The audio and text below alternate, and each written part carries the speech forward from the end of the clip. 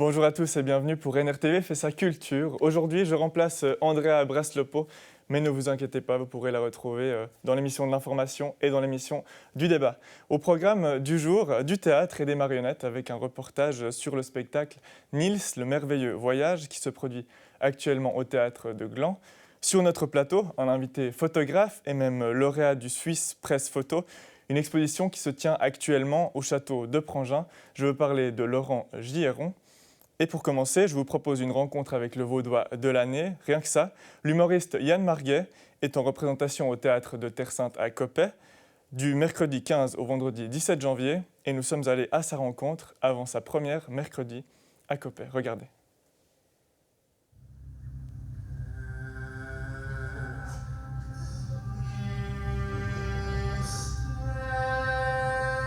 Yann Marguet, bonjour. Bonjour. Est-ce que ça joue? Écoute, ça joue des coudes, ouais. Alors, tu as été élu Vaudois de l'année. Qu'est-ce que ça change? Bravo déjà. Bah merci. Bah ça change tout, ça change vraiment tout. Il y a vraiment un avant et un après. Donc ouais, je me suis réveillé là, 31 décembre en étant personne. Enfin le 30 décembre en étant personne, puis d'un coup le 31, voilà, j'étais la personne, le Vaudois de l'année, quoi. Donc évidemment, bah ça, tout va très vite. On pense tout de suite un peu à ses parents, à la vie, à tous ces cadeaux qu'on a reçus, et puis à la chance. Et donc j'ai remercié tout le monde. Et puis me voilà, un petit peu, évidemment, un petit peu plus important qu'avant. J'espère que ça fait pas trop, ça intimide pas trop quand même. Mais si jamais je suis resté quand même assez simple, et j'ai su rester humble surtout. Être important, tu l'as dit, c'est un sujet que tu abordes tout au long de ton spectacle. Ben, on va enchaîner. Exister, définition. Qu'est-ce que tu entends par là et qu'est-ce qui se passe dans ce spectacle? Alors, exister définition, c'est une très subtile référence à ma chronique des orties. Ce qui est marrant, c'est que j'avais vraiment envie de faire une référence aux orties, et plus le temps passe, plus je me dis que ben, les orties, ça fait longtemps, alors que le spectacle est toujours actuel, donc je sais pas si tout le monde aura la référence encore dans un an. Mais en tout cas, bah, moi, j'arrêtais cette chronique pour écrire le spectacle. On arrivait à 100 chroniques des orties, donc je voulais en faire une 101e d'une heure et demie. Et comme j'avais une heure et demie au lieu de 6-7 minutes, je me suis dit, bah, il faut quand même un sujet un petit peu plus conséquent. Bon, j'ai choisi de traiter l'existence, à nouveau de manière très humble. Et voilà, et c'est une réflexion d'une heure et demie sur notre petit rôle dans l'univers, et surtout qui pose la grande question de comment est-ce qu'on peut se sentir important ou utile ou même vraiment vivant quand on habite sur une espèce de truc rond qui flotte dans l'espace, qui a cette particularité en plus d'être assez insondable, d'être en plus infini. Donc c'est de naviguer, le sous-titre du spectacle c'est de l'infiniment grand à l'infiniment con. Donc c'est vraiment de toujours faire une espèce de rapport entre l'infini et puis notre petitesse. En ce mercredi soir à Coppet, ce sera la 57e. Il y en a encore deux autres. Tu le disais avant de commencer l'interview, c'est un peu une rentrée pour toi. Bah ça fait un mois là que c'est vraiment du 15 au 15, j'ai eu une petite pause pour les fêtes. Donc c'est une date... Bon, j'ai déjà eu hein, une reprise, c'est ma deuxième reprise vu qu'il y a eu les vacances d'été aussi. Mais oui, c'est toujours des dates un petit peu étranges parce que en même temps, on a l'impression que c'est comme le vélo et que ça s'oublie pas, et puis on a quand même les jetons de tomber. Donc je me réjouis que la première se passe bien. Au pire, tu pourras compter sur le public compétent qui va te souffler les mots. Ce public, il t'a surpris. C'est surprenant que ça marche aussi bien, ce spectacle. Oui, c'est surprenant, ouais.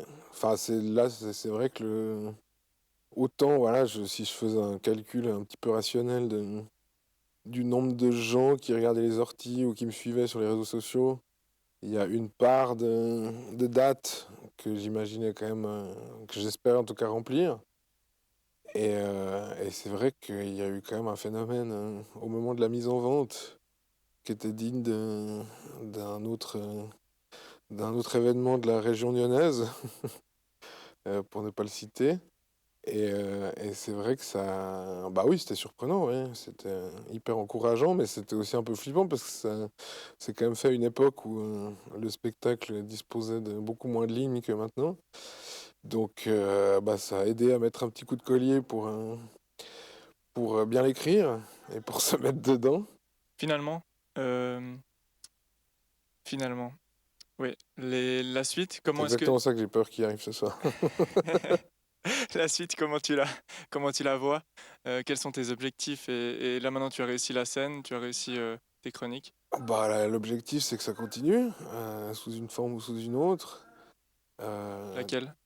Bah, je sais pas, la fiction, un autre spectacle, des chroniques différentes, d'autres médias, j'en sais rien. Là, dans les chantiers immédiats, il y a quand même l'envie de s'exporter un peu chez nos voisins français. Chose que tu n'as pas encore réellement faite.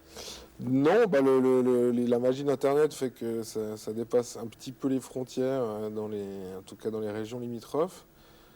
Il y a quelques petites dédicaces des fois sur Paris qui font plaisir, mais pour le moment, bah, on cherche un petit peu à trouver des voies pour rentrer de la meilleure des façons, quoi. Un bel avenir donc autre part qu'en Suisse. Bah, j'en sais rien, mais en tout cas, une envie, ouais. Merci, merci beaucoup Avec Yann-Marie. plaisir. L'exposition du Swiss Press Photo 2019 a lieu jusqu'au 23 février au château de Prangin, avec une journée spéciale le dimanche 26 janvier où photographes et lauréats prendront parole pour décrire leurs projets. Laurent Giéran, bonjour. Bonjour. Vous faites partie de ces lauréats. Vous avez remporté le prix dans la catégorie sport. C'est quoi le secret pour faire une belle photo? Oh, c'est une vaste question. Le secret pour faire une belle photo, il est d'être au bon endroit au bon moment, déjà. Ça paraît simple à dire, mais ce n'est pas toujours si évident que ça. C'est un peu de la chance du coup. C'est de la chance dirigée, c'est-à-dire que c'est quand même un métier qu'on connaît. Il y a des indices qui nous font aller au bon endroit et il y a aussi la technique à maîtriser. Enfin, c'est un tout. Le 26 janvier, vous serez au château de Prangin pour présenter votre projet. Qu'est-ce que vous présenterez exactement? Alors, le 26 janvier, je présente les images que j'ai faites lors de la Coupe du Monde de football en 2018, donc c'est déjà assez vieux, où j'ai suivi l'équipe de Suisse lors de son périple dans toute la Russie. Donc, je vais présenter un peu toutes les images. Voilà, c'est un projet avec plusieurs images. On va en regarder quelques-unes durant cette émission. Déjà la première, puisqu'on parle du projet de la Coupe du Monde, une photo qui vous a fait faire, pas ce que vous êtes maintenant, mais lauréat de cette année dans la catégorie sport. C'est une photo de Granit Xhaka. Qu'est-ce qu'elle symbolise? Alors, bon, cette photo, c'est un geste de joie après un but. Mais bien sûr, c'est pas que ça. C'est le moment où il fait le geste de l'aigle bicéphale, donc l'aigle à deux têtes, Qui a fait tant parler. qui a fait tant parler par la suite. Donc c'est voilà, une simple photo de joie qui, derrière, s'est décalée en preuve politique, en engouement populaire, et qui explique tout le passé de ce joueur, de sa famille, et aussi de beaucoup de joueurs de l'équipe suisse de foot. Si je vous entends bien, c'est aussi parce qu'il y a une histoire derrière toute cette photo qui fait que cette photo ait remporté un prix. Oui, bien sûr. Il y a une partie, voilà, comme on parlait juste avant, de technique, de placement, de choses. Mais bien sûr, l'événement, voilà, moi je suis photographe de presse, mes photos sont toujours liées à un événement, et l'événement fait la photo. Voilà. Donc tout est lié. Et dans ce cas précis, des photos de joie, des photos, moi j'en fais tous les week-ends. Hein. Et là, il y a quelque chose de plus. Je vous provoquais un petit peu en disant est-ce qu'il y a de la chance là-dedans? C'est de la chance que vous avez cherché. Typiquement pour cette photo, votre placement a été un peu étudié au bord du stade. Alors, il est clair que moi, je suis vraiment là pour suivre pour tous les médias suisses, donc journaux, sites internet suisses. Je suis l'équipe suisse en Russie, donc je vais suivre toutes les thématiques de cette équipe. En l'occurrence, généralement, plutôt faire l'attaque de l'équipe suisse pour avoir les images de joie, les images d'émotion. Et voilà, après un but, par exemple, ils peuvent bien sûr partir à gauche, à droite, partout, mais il est clair que très souvent, ils vont plutôt vers leurs fans. Et dans ces grands stades, comme à Kaliningrad, il y a des secteurs avec les fans. Donc mon placement se fait aussi par rapport à où sont les fans, où les joueurs vont aller. Donc vraiment, c'est pas que de la chance, c'est du calcul qui des fois s'avère payant et des fois pas. Vous êtes notamment photographe pour le sport. C'est une grande partie quand même de votre profession, 50% à peu près. Est-ce que vous avez un petit côté fan de tous ces Suisses qui pratiquent le sport ? J'ai beaucoup de peine à répondre. Enfin, non, j'ai pas de peine à répondre. Je suis pas un fan. J'adore l'équipe suisse. Je suis suisse. Je suis pour l'équipe suisse, mais je suis pas un fan ou pas un supporter au bord du terrain. Simplement parce que quand je fais mon travail, je suis concentré et je dois impérativement pas me lever et faire le geste de la victoire au moment où ces moments se passent, parce que c'est ce moment-là que je travaille. Donc, en fait, je suis dans l'âme pour, mais vous ne me verrez pas avec un t-shirt l'équipe suisse au bord d'un terrain avec le match équipe suisse. Donc, par exemple, on va voir la deuxième photo. Quand Timea reçoit sa médaille d'argent aux Jeux Olympiques d'été à Rio, là, vous devez être concentré. À quoi vous pensez quand vous prenez des photos et que vous savez que c'est le moment ? Je pense pas. Non, mais j'ai dans l'histoire, j'ai dans ma tête l'histoire. Est-ce que je dois montrer un moment triste, je dois montrer un moment de joie? Bon, bien sûr, c'est ce qui se passe devant nous, mais est-ce que la médaille d'argent, en l'occurrence parlée là, c'est une déception parce que tout le monde pensait que c'était l'or? Ou est-ce que non, justement, c'est le retour de Martina Hingis, parce qu'il y a Hingis à côté de Bachinski? Voilà, tout ça, c'est de l'actualité, au fait. Je suis un fan de photos, mais je suis aussi un fan d'actualité. Et c'est ce qui se passe à ce moment-là dans ma tête. Et donc, dans cette photo de Timea Bachinski avec Martin Hingis, ce que vous vouliez montrer, c'est les émotions que peuvent dégager le sport, tant dans la victoire que ces larmes aussi de joie. Oui, ça, et de situer où c'est. Qu'on voit que c'est aux Jeux Olympiques, quand il y a Rio, les petits derrière, Rio, voilà, et c'est des choses comme ça. Parce que la joie, les larmes, c'est pas moi qui les fais. Moi, je les capte. Mais c'est les personnes qui ont leur émotion.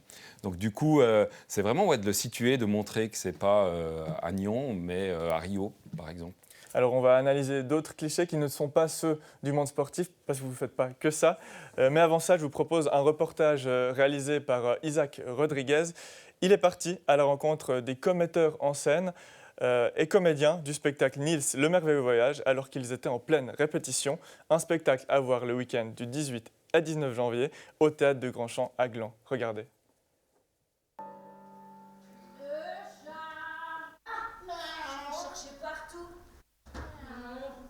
Alors, Nils, ce merveilleux voyage, c'est l'histoire d'un petit garçon qui, au début de son histoire, est un sale gamin, en fait, qui est très méchant avec les animaux, qui obéit pas à ses parents, qui veut jamais rien faire. Un sale gosse, quoi. Et il y a dans cette ferme où il habite un petit lutin. Il va le transformer à sa propre taille, c'est-à-dire tout petit, pour le punir. Et Nils va après essayer de retenir l'oie domestique, mais il ne va pas réussir, et du coup il va partir en fait sur le dos de cette oie et partir dans un long voyage où il va y avoir plein d'événements comme ça qui va le transformer intérieurement. Les marionnettes, on a la grande chance d'avoir pu collaborer avec un grand monsieur de la marionnette qui s'appelle Nick Barnes, qui vient d'Angleterre. Et puis, c'est un monsieur qui a déjà fait des spectacles à Chicago et tout ça, c'est un peu une star de la marionnette. Et on a appelé pour savoir si ça l'intéressait de travailler avec notre modeste compagnie lausannoise. Et puis, il a tout de suite été emballé par notre dynamique, notre énergie, la façon qu'on avait, nous, de travailler avec les marionnettes. Et il a accepté. Et donc, il a conçu les marionnettes de Nils Holgersson, de Nils, notre Nils à nous. Pour nous, il les a créés pour nous. Il est venu plusieurs fois travailler avec nous pour qu'on trouve les bons personnages, les bonnes matières, etc. C'était une collaboration magnifique. On est très heureux et très fiers d'avoir travaillé avec lui. Dans la compagnie Pied de Biche, on a beaucoup de plaisir depuis 2007 en fait, à marier le jeu d'acteur classique avec l'univers de la marionnette, parce qu'on trouve assez magique cette rencontre-là au plateau entre les êtres inanimés qu'on anime et puis l'acteur animé. On a eu le plaisir pour ce spectacle de travailler avec un compositeur qui s'appelle Jean-Samuel Racine, qui nous a écrit de la musique spécialement pour le spectacle. Et la musique apporte une magnifique couche émotionnelle au récit. et nous porte dans des pantomimes. En fait, elle nous a permis justement de créer les chorégraphies avec les marionnettes pour raconter l'histoire.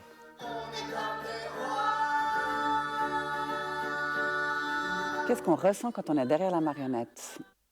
C'est un jeu très spécial parce que quand on travaille avec une marionnette, on est derrière, mais on doit passer à travers la marionnette pour faire passer les émotions. Donc d'abord, c'est tout un apprentissage entre elle et nous, un apprivoisement même, on peut dire, surtout avec des animaux. Alors, si la marionnette est bien faite, c'est elle qui va t'instruire comment elle veut être vivante, comment elle veut être manipulée. Et là, avec les marionnettes de Nick Barnes, ça a clairement été le cas. C'est vraiment elles qui nous ont dit comment s'organiser. Et pour la compagnie, c'est la première fois qu'on a le plaisir d'être à plusieurs sur le même personnage. Et ça a été une magnifique découverte. Et quand ça marche, c'est absolument magique. Ce qu'il faut comprendre, c'est des respirations à 3 en fait, à trouver. Et ça, c'est magique.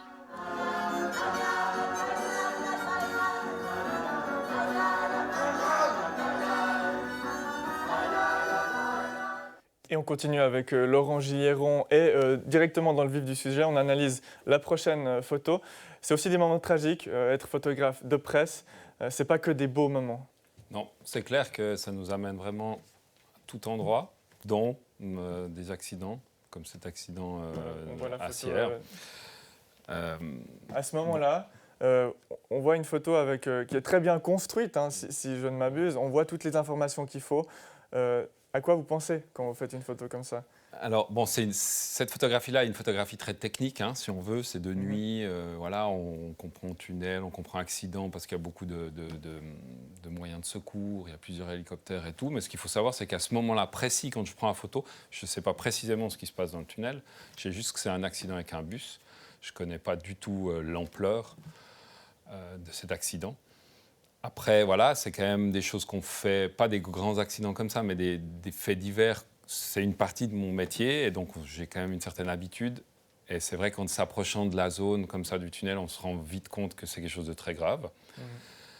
Il faut savoir laisser peut-être les émotions de côté à ce moment-là. Là aussi, hein, c'est très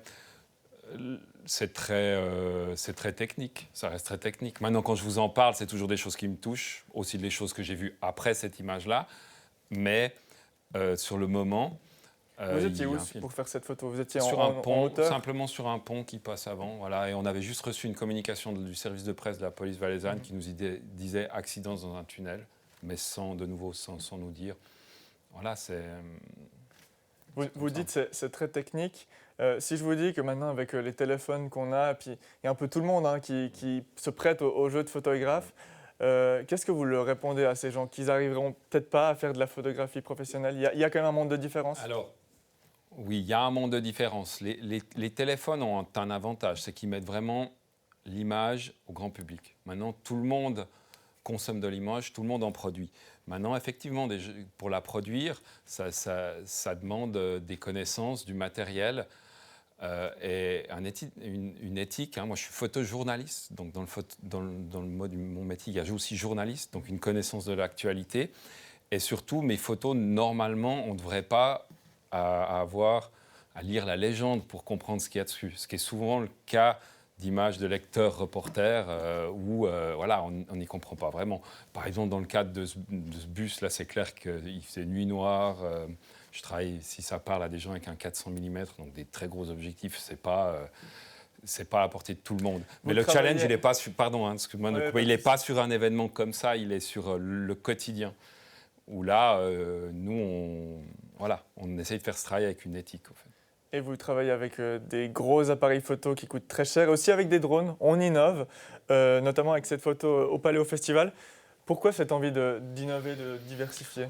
La technologie évolue. Hein. Moi, j'ai commencé il y a quelques années, ça parle plus à grand monde avec de l'analogique, des vrais films. Ça a passé au numérique. Maintenant, il y a du matériel, voilà, volant, des drones. Qu'est-ce qu'on voit sur cette photo? Voilà, là, on voit les travaux de remise en place du terrain 2 mois après Paléo, de remise agricole. Donc voilà, les endroits où ils ont ressemé ou pas. Vous ne préférez pas être sur le terrain pour le Paléo, ou vous y êtes aussi? Alors j'y suis aussi, C'est un tout. Moi, c'est quelque chose, voilà, c'est quelque chose que je n'avais jamais vu, hein, le terrain de paléo comme ça après. Quand tu montais avec mon drone pour faire une autre image liée à l'annonce de l'agrandissement du terrain, ça m'a étonné, je me suis rapproché, je me suis renseigné après derrière pourquoi c'était comme ça et tout. Et c'est ce côté-là qui est intéressant. Et dans ce cas-là, le drone permet ça. Mais permet aussi ça. Voilà, il faut savoir que les professionnels, on reste dans le cadre légal, de voler à des endroits où on peut. Il y a des règles et tout. Et tout ça, c'est comme sur Terre, on les suit. Mais ça n'empêche pas d'être original et de faire des choses qu'on n'a pas. C'est aussi votre métier de trouver à être créatif et comment montrer au mieux l'image. Quels sont vos prochains reportages, vos prochaines missions? Le sport, là, actuellement, alors actuellement, c'est à fond les Jeux Olympiques de la jeunesse, qui sont là aussi une belle surprise. Franchement, voilà, il y a un bel engouement. Les jeunes, il y a aussi plein d'émotions, plein de choses, des sports un peu nouveaux. Là, hier, j'étais du hockey 3 contre 3, ça va très vite, il y a de la musique, c'est un peu comme du basket là, rapide, c'est sympa. Donc ouais, c'est ça, les Jeux Olympiques de la jeunesse, et puis le prochain grand projet, cette année il y a beaucoup de choses en Suisse, championnat du monde de hockey, du sport. Cet été j'ai la chance d'aller à Tokyo, Jeux Olympiques. Donc voilà, non, c'est une belle année, plein de beaux événements. Vous n'allez donc pas vous ennuyer. Alors profitez bien de cette année qui s'annonce très riche. Et puis merci d'être passé sur le plateau. Merci pour l'invitation. Et quant à vous, vous pourrez retrouver Andrea Braslopo jeudi prochain à 11h pour son rendez-vous culturel et pour plus de culture et d'aventure. Ciao, ciao.